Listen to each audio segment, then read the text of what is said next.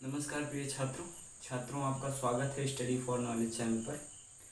आज हम एक महत्वपूर्ण विषय के बारे में चर्चा करने जा रहे हैं, जो कि है भारतीय संविधान में समानता यानी इक्वालिटी का अधिकार, राइट ऑफ इक्वालिटी। तो इस पर हम आज चर्चा करने वाले हैं। आज की वीडियो महत्वपूर्ण होने वाली आप सबके लिए, तो आज की वीडियो में बने रहें हमारे साथ। चलिए चर्चा कर लेते हैं उन बिंदुओं की जिन बिंदुओं के माध्यम से हम अपनी चर्चा को आगे बढ़ाएंगे। सबसे पहले ये जान लेना आवश्यक है कि ये भारतीय संविधान में किस जगह पर और कहाँ वर्णित है समानता का अधिकार। तो भाग 3 में, भारतीय संविधान के भाग 3 में अनुच्छेद 14 से 18 तक विस्तृत रूप से यह अधिकार वर्णित है, यह प्रस्ताव वर्णित है कि किसी भी व्यक्ति के साथ किसी भी तरह का भेदभाव नहीं किया जाएगा, सबको समान रूप से यानी समानता का अधिकार दिया जाएगा। फिलहाल समानता कितना दिया जा रहा है वो वर्तमान में घटे हुए राजस्थान की एक घटना को ही अगर बिंदु बनाया जाए तो देखा जा सकता है कि किस प्रकार से जो है समानता का अधिकार, भारत निवासियों को समानता का अधिकार किस प्रकार से प्राप्त है, या किस प्रकार से लोग समान व्यवहार कर रहे हैं या नहीं कर रहे हैं। इन सारे बिंदुओं का समाधान हमें एक केस को देखकर हो जाता है, जहां पर राजस्थान में एक दलित वर्ग का एक छात्र जो है एक ब्राह्मण वर्ग या सामान्य वर्ग के जो है व्यक्ति के घड़े में पानी पीने के कारण उसे जो है इतना पीटा गया कि उसकी हालत नाजुक हुई और अंततः उसने अपना जो है प्राण दान दे दिया। ठीक है, यानी वो मृत्यु को प्राप्त हो गया। तो ये देखना अत्यंत आवश्यक है कि समानता का अधिकार किस हद तक हमें जो है प्राप्त है और हम किस हद तक उसका उपयोग करते हैं, ये भी जानना अत्यंत आवश्यक है।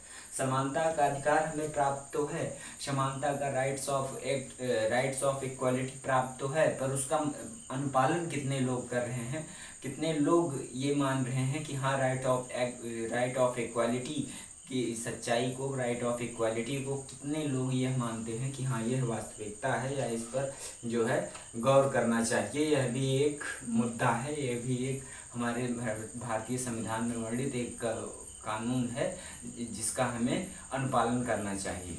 चलिए ठीक है, आज इसी बिंदुओं पर हम चर्चा करेंगे। आज हम इन बिंदुओं को हमने हाईलाइट कर रखा है। विधि के समक्ष समानता का अधिकार, इस पर चर्चा करेंगे। धर्म, लिंग, जाति आदि के आधार पर भेदभाव निषेध है और लोक नियोजन विषय में अवसर समानता, ठीक, और अस्पृश्यता का अंत, साथ ही साथ उपाधियों का अंत, इन सारे विषयों पर आज हम चर्चा करने वाले हैं। तो आज की इस वीडियो में आपका स्वागत है। चलिए प्रारंभ करते हैं। हमारे देश में समानता का अधिकार जो है वह अधिकारों का स्थान बहुत ही प्रमुख है। भारतीय संविधान के भाग 3 में, जैसा कि मैंने पहले ही बताया कि भारतीय संविधान के भाग 3 में वर्णित मौलिक अधिकारों की सूची में समानता के अधिकारों को भी स्थान दिया गया है। तो ये अधिकार अनुच्छेद 14 से लेकर के अनुच्छेद 18 तक व्याप्त हैं और जिनमें देश के प्रत्येक नागरिक को, यानी देश के सभी नागरिकों को, हर एक नागरिक को, ठीक है, देश के प्रत्येक नागरिकों को सभी क्षेत्र में समान अधिकार प्रदान कराने की बात की गई है। यानी हर एक क्षेत्र में देश के जितने भी नागरिक हैं उन सबको समान अधिकार देने की बात कही गई है। आइए देखते हैं समानता के अधिकारों में क्या क्या रखा गया है, कौन कौन से महत्वपूर्ण बिंदु हैं जो समानता के अधिकारों में रखे गए हैं। सबसे पहला बिंदु हमने यहाँ डिनोटेड कर रखा है, विधि के समक्ष समानता का अधिकार। तो इस पर हम चर्चा करेंगे। विधि के समक्ष समानता का अधिकार यानी भारतीय संविधान के अनुच्छेद 14 में इस अधिकार का वर्णन किया गया है। विधि के समक्ष समानता के अधिकार का यह भी अर्थ है कि जन्म या विचार या संप्रदाय के आधार पर किसी व्यक्ति या विशेषाधिकार, किसी व्यक्ति को कोई विशेषाधिकार प्राप्त नहीं होगा। और साथ ही साथ देश का सामान्य कानून सभी वर्गों पर समान रूप से लागू होगा। यानी देश का जो सामान्य कानून होगा उस देश के सभी वर्गों पर सामान्य रूप से लागू होगा। उसमें किसी को किसी भी प्रकार से कोई भी विशेषाधिकार प्रदान नहीं किए गए हैं। कोई भी व्यक्ति देश के कानून से ऊपर नहीं है और देश के सभी लोग देश के साधारण न्यायालयों की अधिकार सीमा में है। यानी देश के साधारण न्यायालयों की अधिकार सीमा में देश के प्रत्येक व्यक्ति हैं। और साथ ही साथ प्रत्येक व्यक्ति, चाहे वह देश के प्रधानमंत्री हों या सामान्य जीवन स्तर में रहने वाला गरीब किसान हो, कोई विदेशी व्यक्ति हो या यदि उसने देश या के राज्य क्षेत्र के भीतर किसी प्रचलित कानून का उल्लंघन किया है तो वह व्यक्ति अपने उस कार्य के लिए समान रूप से जिम्मेदार है। इसी तरह आम नागरिक और पदाधिकारियों में भी भेदभाव नहीं किया जाएगा। चलिए ठीक है, इसको छोटे बिंदु में समझते हैं। अगर आपने किसी भी तरह से कोई भी, चाहे आप आम नागरिक हों, चाहे आप किसी भी प्रकार के किसी पद पर जो है वो स्थापित हों या आपको कोई पद प्राप्त हो, किसी बड़े पद पर आप कोई अधिकारी हों, आप कुछ हों आप, तो भी आपको कोई भी विशेषाधिकार प्रदान नहीं किए गए हैं। सबको इक्वल रखा जाएगा, सबकी इक्वलिटी सेम रहेगी, सबको इक्वल रखा जाएगा। यहाँ इस विषय में बात किया गया है। चाहे आप किसी भी प्रकार के पद पर हों, चाहे आप कोई सामान्य जीवन स्तर पर रहने वाले सामान्य नागरिक हों, अगर आपने कानून का उल्लंघन किया है तो आप पर भी उसी प्रकार के कानून की धाराओं का और उसी प्रकार के जो है दंडों का प्रावधान है। जिस प्रकार के दंडों का प्रावधान एक अमीर व्यक्ति, जिस प्रकार के दंडों का प्रावधान एक गरीब व्यक्ति के लिए है, ठीक उसी तरह का दंडों का प्रावधान एक गरीब व्यक्ति के लिए भी, एक अमीर व्यक्ति के लिए भी इक्वल रूप से, समान रूप से है। चलिए, केवल राष्ट्रपति और राज्यपाल को इस अधिकार में छूट मिली है।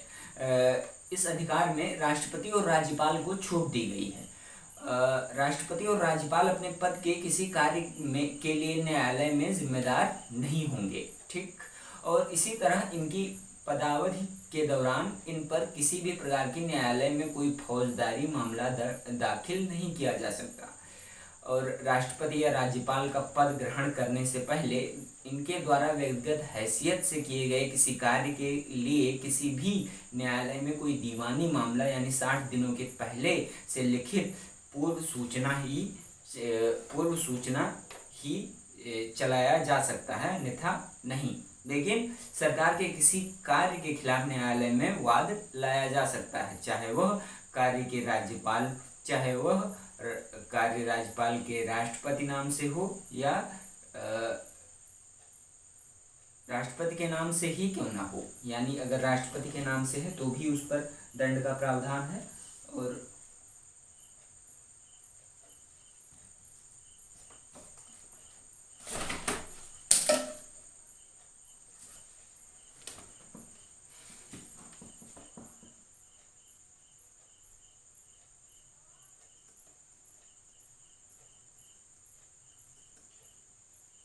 आइए आगे चर्चा करते हैं। धर्म, मूल, वंश, जाति, लिंग या जन्म स्थान के आधार पर भेदभाव निषेध। यहाँ हमने पीछे लिख भी रखा है, विधि समग्र धर्म, लिंग, जाति आदि के आधार पर जो है भेदभाव निषेध है। भारतीय संविधान के अनुच्छेद 15(1) के अनुसार किसी नागरिक के विरुद्ध केवल धर्म, मूल, वंश, जाति, लिंग, जन्म स्थान या इनमें से किसी के आधार पर कोई भेद नहीं करेगा। यहाँ केवल शब्द ही महत्वपूर्ण है। लिंग, जन्म स्थान इनमें से किसी आधार पर कोई भेदभाव नहीं करेगा। यहाँ केवल शब्द ही महत्वपूर्ण है, क्योंकि यह यदि विभेदकारी व्यवहार के लिए इस अनुच्छेद में गिनाए गए अधिकार के अलावा अन्य आधार पर किया गया वर्गीकरण या विभेद संविधान विरुद्ध नहीं माना जाएगा। किंतु यदि किसी नागरिक के साथ राज्य द्वारा केवल इसलिए भेदभाव किया जा रहा है कि वह किसी विशेष धर्म, वंश, जाति या क्षेत्र अथवा स्थान विशेष में पैदा हुआ है, तो वह न्यायालय के माध्यम से जो है राज्य की कार्रवाई को शून्य घोषित करवा सकता है। भारतीय संविधान के अनुच्छेद 15(2) में इस प्रकार से वर्णित है कि भारत देश के किसी नागरिक को केवल धर्म, मूल, वंश, जाति, लिंग, जन्म स्थान या इनमें से किसी के आधार पर दुकानों, सार्वजनिक भोजनालयों, होटलों, सार्वजनिक मनोरंजन के स्थानों में प्रवेश करने से नहीं रोका जा सकता। इस तरह कुएं, तालाबों, स्नान घाटों, सड़कों और सार्वजनिक स्थानों के उपयोग से भी किसी नागरिक को वंचित या बाधित नहीं किया जा सकता। राइट ऑफ इक्वालिटी के अनुच्छेद 15(2) में इसका वर्णन है।